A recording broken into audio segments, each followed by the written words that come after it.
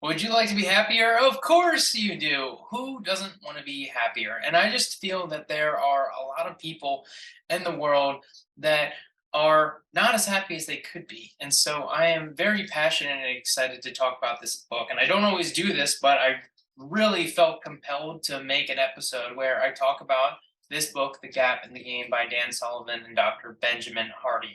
And what I love about this is really like right out of the gate when you read the first chapter, or actually, it's not even the first chapter, it's actually just a quick introduction. It immediately hooks you in because they start talking about Thomas Jefferson and being founded and how this country was founded. And what's interesting is that he talks about, what's the big thing, right? With this country, life, liberty, and the pursuit of happiness. And he frames this statement of being of this pursuit of happiness actually as a incorrect way of thinking, and that has become a fundamental aspect of how we in this world are constantly living, where we're just constantly chasing, like, I need to be happy, I need to be happy, I need to chase this, I need to do it. And we feel that like happiness will be after the next achievement, or happiness will be in the distant future, and happiness is out there, but it's never right here. And there is a quote is that there is no way to happiness. Happiness is the way. And I mean, I love that. It reminded me of Star Wars. If there's any Star Wars fans, particularly the Mandalorian, right? This is the way.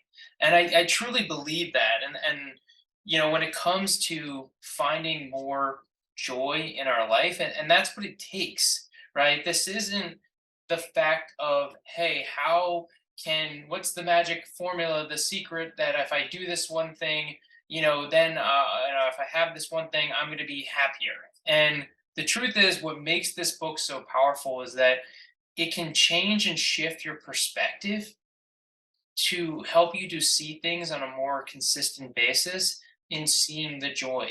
And basically, the way that this kind of works, right? And I got so many quotes that I wrote down here that I wanted to make sure that I shared.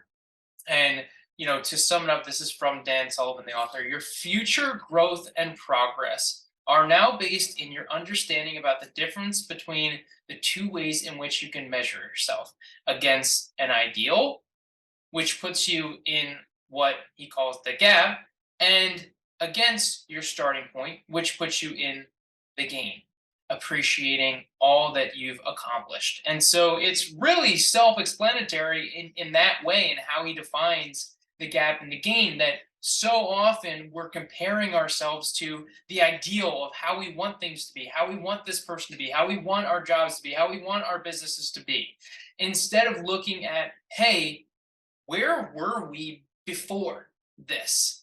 Where were we 1 year ago, 2 years ago, 2 weeks ago, whatever it may be? When we start to shift our brain and start to realize that when we can focus on the progress that we've made and looking back, instead of looking at constantly the future, of looking at the ideal, oh, well, I want it to be this way, I want it to be this way. And it's that constant chase of wanting that gain, that so badly, that in this case the gap actually of what we don't have, instead of looking at all the things that we've had, that we've progressed to. And the truth is, right, you have full control right now to bring happiness into your life. That is up to you, right? In whether or not you choose, and hopefully you're listening to this and you're like, I want to start choosing to be happier more. And I'm not going to say that like all of a sudden you're just going to be happier all the time. But I do believe that this is something that we have to work at. That's something that we need to bring awareness to on a consistent basis. And that's why, if you've been following me for a long, or you follow me on social media, I talk so much about gratitude. And so much of that comes from whenever I'm feeling down on my own self. Yes, I'm not positive and always all the time and always thinking about gratitude. But when I find myself looking at the lack or wishing things were better, I refocus on the gratitude. And maybe that was part of why I love this book so much and why it resonated with me, is because it really just kind of said all of the things that I've been saying in a new and unique way that allows a different way of perspecting, different perspective on how you're looking at and seeing it. And so much of our struggles in life come from simply wishing and wanting things to be a certain way. And it is through that thought process that that makes us unhappy. And so, if we can start to shift our brains and start to appreciate all of the little things and how far we've come and the relationships that we have instead of the constant chase of the ideal, then we can just bring more joy and happiness into our life. I mean, what an amazing thing, right? Happiness is not, another quote here, happiness is not something you pursue. Happiness is not somewhere in the future. Decades of scientific research is clear on this point. Happiness is where you start, not where you finish. So if you're looking for more joy and more happiness in your life right now, you can get it. It is that simple to acquire the things that you want right now just by changing your perspective of how you choose to see and really think about, like, and I have an exercise that I'm going to share at the end of this episode that I found really helpful and impactful, and it's from this book, and I did it, and because when I read books, I implement what I'm learning and I do the exercises within the book so that you can get greater impact, and we're not just chasing the next video and the next book. Like, how are we impacting and influencing ourselves and implementing the things that we learn into our lives so that we can pursue and create growth in our life and just continuing to improve. And the more that we educate ourselves with books like this or any other books that really help you to see things differently or look at things differently or teaching you how to do certain things, it just brings so much more value into our lives. I've always found that within my own self that the more that we can focus on where we are in the present moment, the happier we are. If you've ever read the book The Power of Now, it's another book that I absolutely love, is that there is no worry and no stress in the present moment. We only come up with worry and fear and all of those things when we're thinking about a potential outcome that could happen in the future, or we're reflecting on something that happened in the past. And so when we can live and we can be in the present moment and just be appreciative for where we are right now, appreciate what an amazing gift it is to be alive today, we can start to bring more joy into our life. But it's the self-awareness that if you find yourself thinking about the gap a lot, and I'm hoping you listen to this and then you start to realize that you're like, man, I do find myself looking in the gap more and more. And someone like myself who spends so much time in gratitude and personal development, working on myself, I've found that I was spending way more time than I wanted in the gap. And so it is through this action to being, hey, I'm going to spend more time on the game. Whenever I feel myself thinking about, oh, I wish something was like that, this, or a person, oh, I wish they were more like this, and then just quickly switching it, because that's the whole thing, right? We're not going to necessarily prevent us from thinking a certain way, and just all of a sudden we're just never going to think about the ideals and things that we want. That's going to happen, but it's the awareness of recognizing, hey, this just happened, and now I'm going to refocus on the things that I think are going to be more impactful for me and how that's going to help me. Because if we're just constantly chasing the future and wanting, oh, I got to get this, I got to get this, I got to this, it's just no way to live.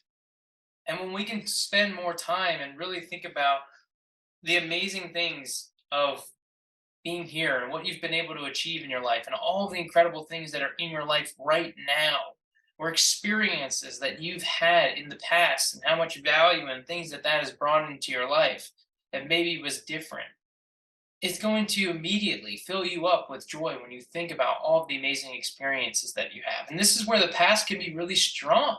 it can be really impactful in how we utilize this. And I think it's important that we take time to reflect on our past and how far we've gone. For me, the example that is kind of funny, like when I moved to San Diego, it was this huge goal for me. And I wanted it so bad, and I was chasing it, and I was developing my business, and I was reading all these books, and I was writing in my journal, I'm gonna move to San Diego, and I moved to San Diego, it's gonna be great. I'm gonna live by the beach. When I got here, I was a mess. I was like, what's going on? What do I do? Do I just go to the beach and do nothing? I didn't want to work. I was so distracted on all of these things because I had this big goal, and I was so happy and fulfilled in chasing to get to San Diego that when I got here, it was like, well, now what? And I was just stuck.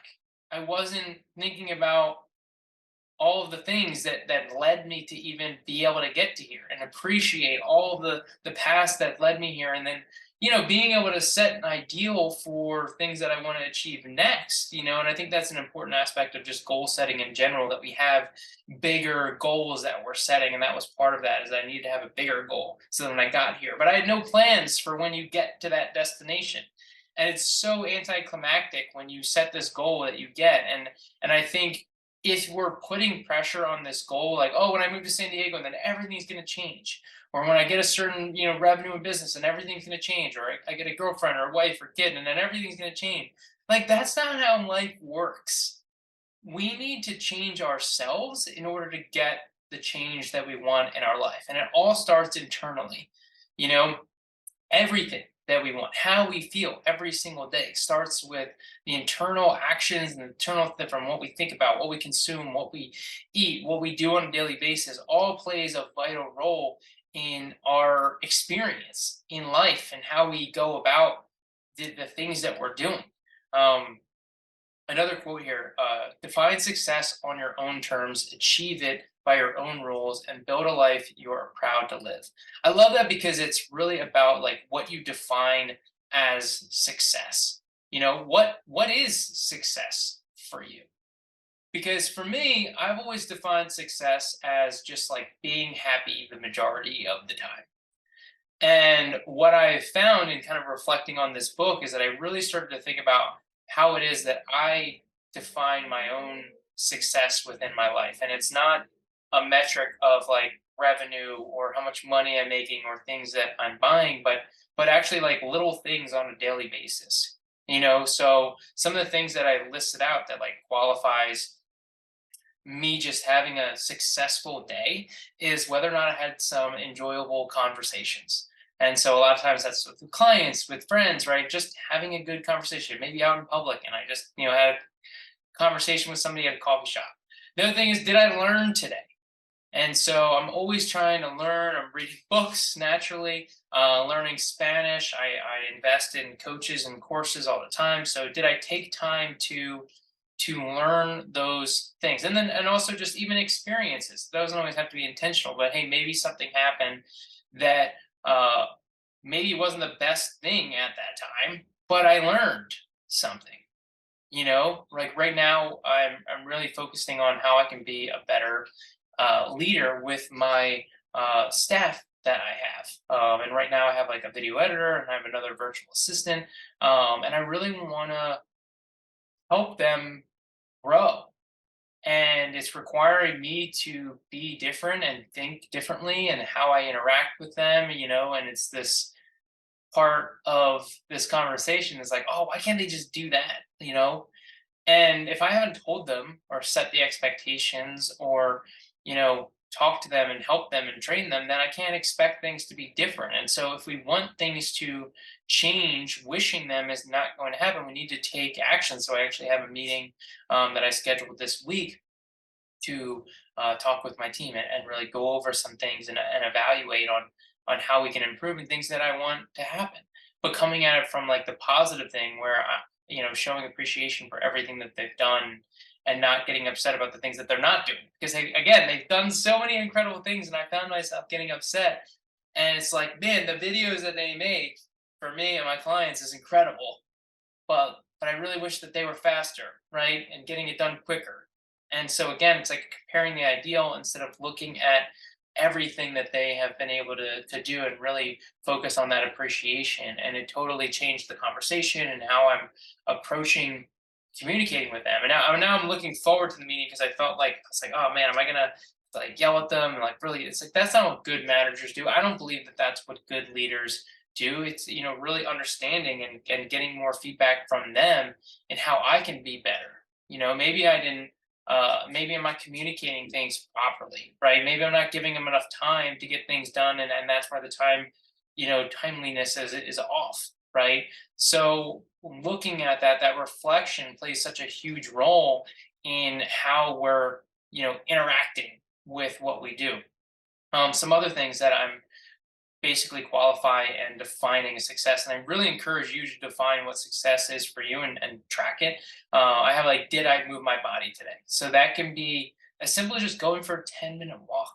Oh gosh, I know I talk about this because it's just so powerful to just go out and go for a walk. I don't care if it's cold, I don't care if it's rainy. Getting outside and just like being in it and moving around is just a beautiful thing. If it's cold, then wear layers, wear gloves, wear a hat. If it's raining, wear a raincoat. Like just get out and move your body. Go for a walk, go for a hike, work out. And so for me, one of the things that one of my mentors said when I was at an event in Miami, and he told me that 70%, or when you work out 5 to 7 times a week, that's 71%. It's like 71 point something percent, or 73, something along those lines. And my thought was, that's terrible. I'm not a C student. I don't want to be a C student. I may have been a C student in high school, but that was a long time ago. And I'm about being an A player. I'm about being an A student in my life. And so for me, just from the physical aspect of things, is all right, well, then this should be 7 days a week. I need to make sure that I'm doing this every single day. And it can be as simple, again, as a walk. So there's no excuse to be able to incorporate some type of movement into my day. And the same thing with education. There's no reason why I need to take breaks on the weekends. I read this book in a week while I was in Mammoth, California skiing. I woke up every morning around 5:30, 6 o'clock, and I read for an hour and I finished this whole book. Now, obviously, that is a lot of time to be reading. You may not have that time, but even making time for 10 minutes to read, maybe before you go to bed. Now you're incorporating 10 minutes into your day to make sure that, because for me, this is how I define success, right? Is that I'm making sure that I'm putting time towards education. Now, some of it for you may be, hey, I want to make sure that I'm putting time for my kids. That's successful. Putting time to my family and my friends. Okay, well, that's why we need to define our success. So then once we know how we define success, we can start making sure that we're doing those activities on a daily basis. But if we don't actually define it, then we have no way of measuring whether or not we're being successful, and then we're just constantly in this chat and this chase and this rat race. And the other aspect of this too, this kind of gets into it as well, is comparison. I've shared a lot of things about my own life, and hopefully you're not comparing yourself too much to me, because I love this quote here: is comparison makes you unhappy, and there's no end to comparison in the world if that's the path you choose. And then there's another quote from Theodore Roosevelt. He said, comparison is the thief of joy. And I actually had heard that quote before, and I think it's so powerful, especially in today's world with social media. And I'm guilty of this, where I find myself comparing myself to other people and what they're doing. The only person that you should be comparing yourself to is you, in the past version of yourself. And when we can look at that and we realize that we have continued to grow and move forward in our lives, then we're reflecting. We're like, man, this is great. And especially in the social media world, where you see what other people is like, you don't know what their lives are like. They may be posting, oh, look at my great, my life is amazing. Look at my wife and my kids. This is so much fun. And they're miserable. And there's a divorce happening. And they barely have time for their kids, and they just posted that one thing that they did on Sunday for an hour, even though they barely see it because they're working too much and they hate their job and they're just working so many hours. Right? Like, you have no idea what somebody else's life is really about and what they're going through. And so comparing yourself to them is robbing you of your own joy. Do not compare yourself to other people. It's not serving you. And I think that's really important when we think about our life and how we interact on a daily basis is this serving us? And it's like, oh, well, does focusing on all the things I don't have in my life serve me? Absolutely not. Does comparing myself to other people serve me? No. Right. So think about that in what we do on a regular basis.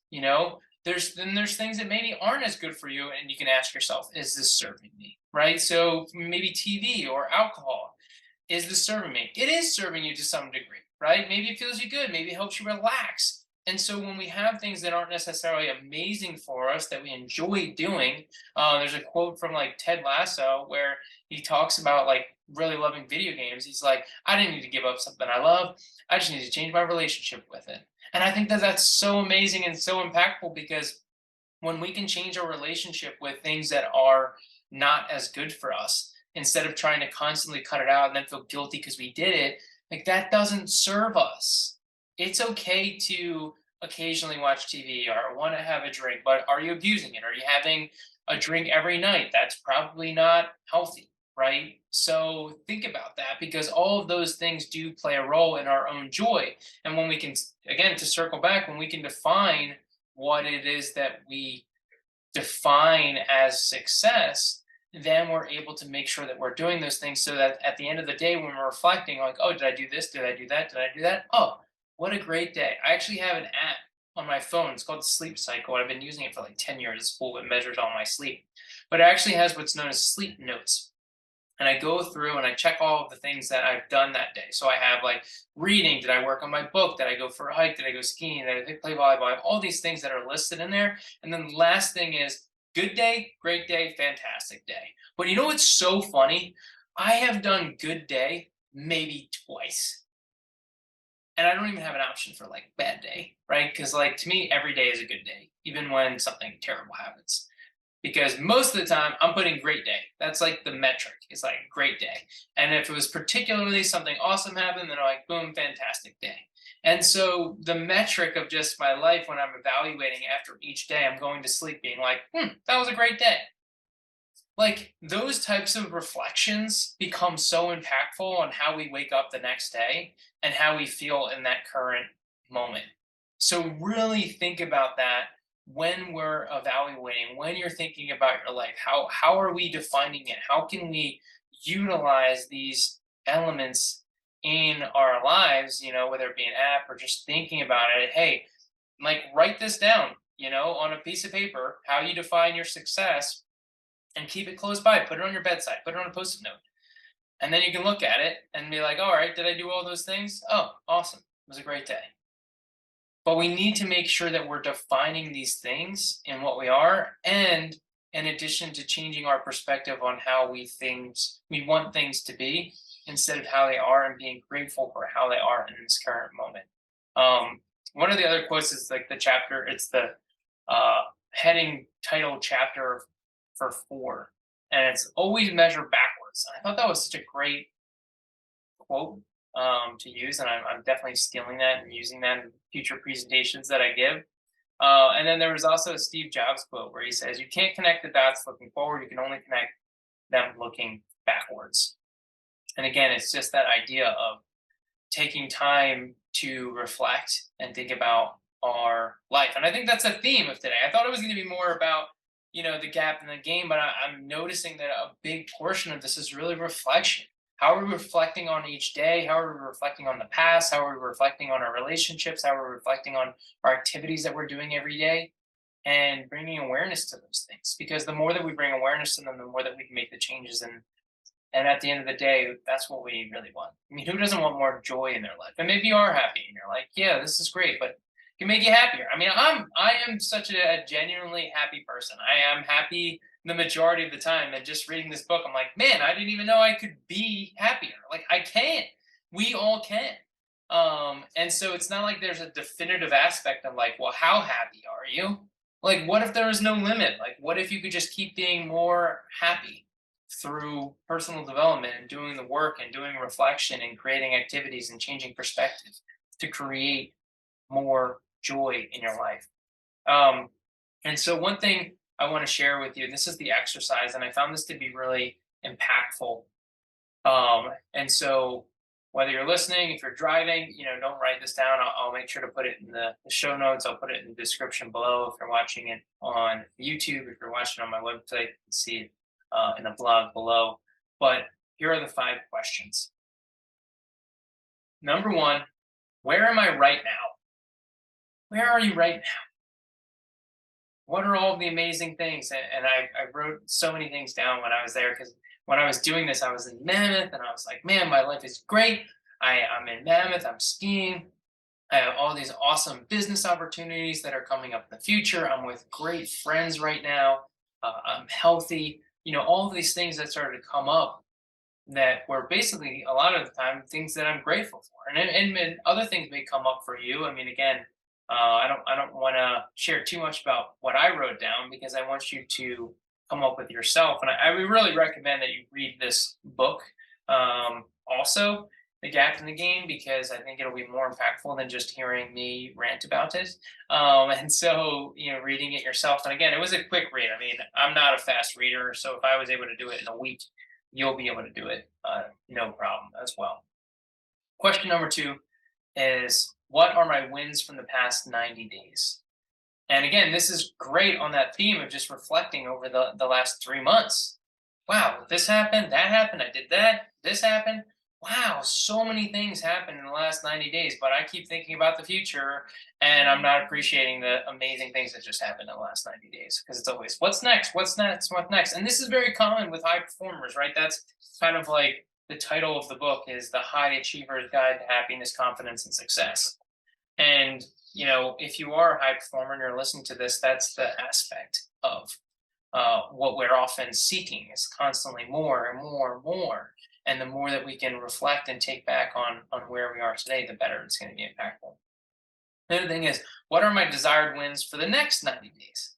So now we're setting intention in what we want to do. And this may circle back to how we define success. And so if you took the time to think about how you define success, then maybe over the next 90 days, you want to do all of those things that you define to be successful. Something that you can do on a daily basis. I don't necessarily recommend like, oh, I made $1,000 as your definitive example of what success is, because I doubt you're going to be able to replicate that every single day. You could just say, hey, I made money today, or something along those lines.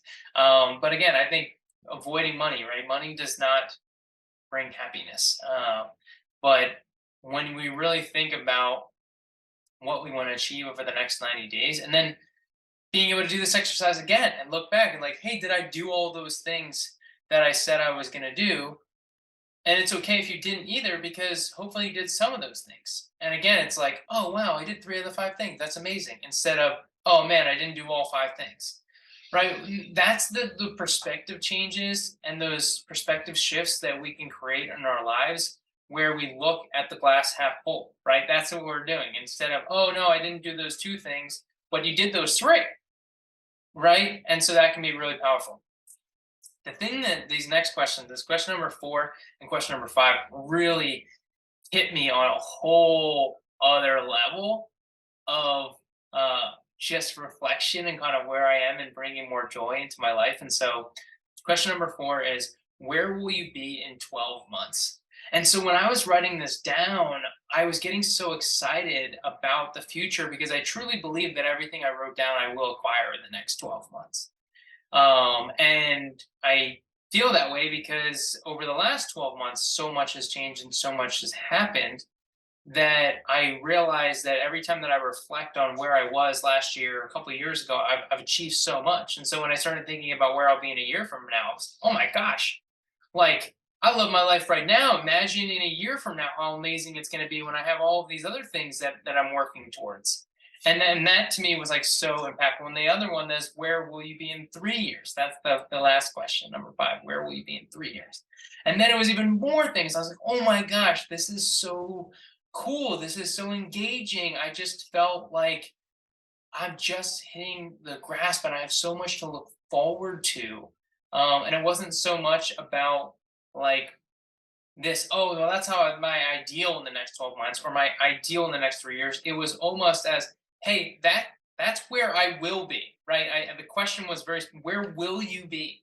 And so when I thought about it, it was like I was already there. It was like I had already achieved it. And it brought me so much joy in that present moment because again, just believing that I will be there in 12 months, that I will be there in 3 years. And I hope that when I can come back, I can rewatch or listen to this episode or go back into my journal and look at those prompts that I wrote and see what's come true. And I've done this before, and it's so impactful when we really think about where we want to be a year from now. Because when we do take that time to reflect, then we see all the incredible gains that we've been able to achieve. So I highly, highly encourage that you take the time to do these exercises that I talked about here today and really just think about, how are you living your life?